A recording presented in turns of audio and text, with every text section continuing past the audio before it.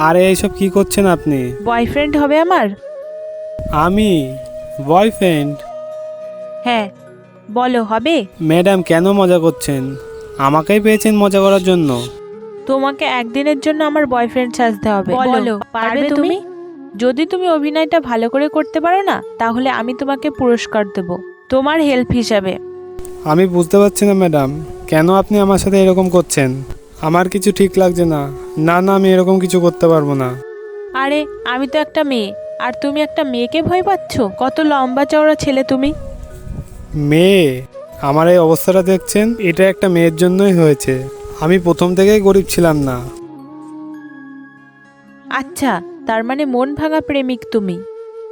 কিন্তু সব মেয়েরা তো আর সমান হয় না, আমারও না কিছুটা একই অবস্থা। ধরে নাও না, আমি তোমার থেকে একটা হেল্প চাইছি, চলো আমার সাথে।